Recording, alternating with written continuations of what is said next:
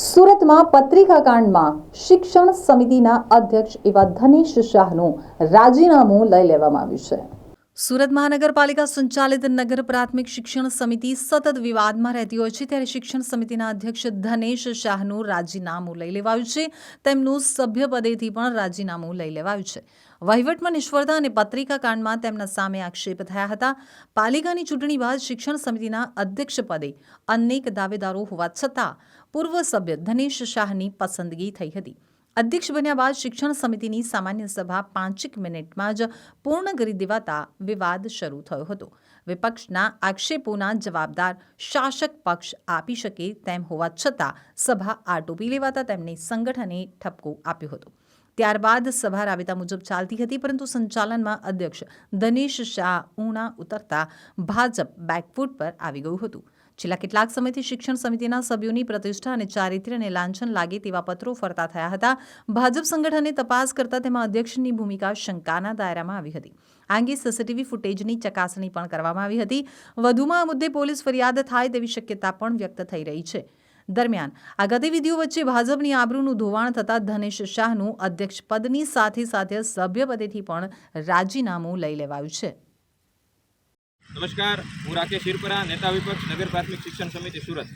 આજ રોજ સમાચાર પત્રોના માધ્યમથી જાણવા મળ્યું કે નગર પ્રાથમિક શિક્ષણ સમિતિના અધ્યક્ષનું રાજીનામું લઈ લેવામાં આવ્યું છે। ઘણા બધા કારણો આપવામાં આવી રહ્યા છે, જેથી કરીને ભાજપના ભ્રષ્ટાચારો ગેરવહીવટ ખુલ્લા ન પડે, પણ આનું મુખ્ય કારણ કોઈ હોય તો એ જ છે ભ્રષ્ટાચાર, ગોટાળાઓ, ગેરવહીવટ।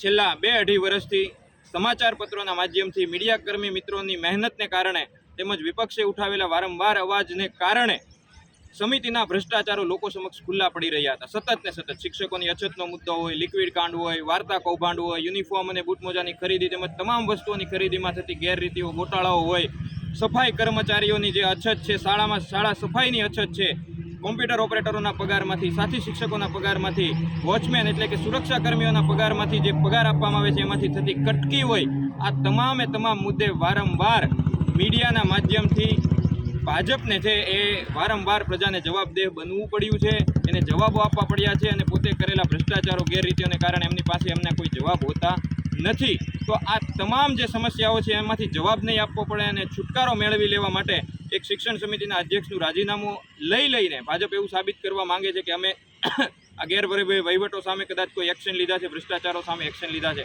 પણ મુખ્ય કામ આ જે કંઈ કામ થયું છે એ માત્ર ને માત્ર વિપક્ષ અને મીડિયાકર્મી મિત્રોની મહેનતને કારણે થયું છે।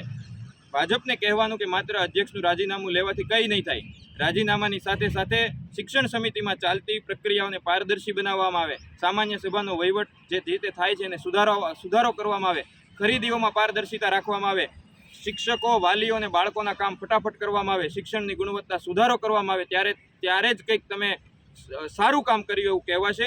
બાકી આવી રીતે નાટકો કરવાથી કશું જ નહીં થાય।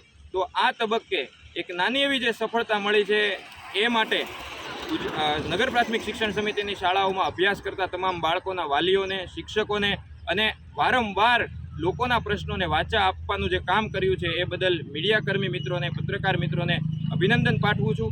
આપણે સૌ સાથે મળીને સમિતિના તમામે તમામ બાળકોને સારામાં સારું શિક્ષણ મળી રહે એના માટે સતત પ્રયાસરત રહીશું। આભાર। જય હિન્દ, જય જય ગરવી।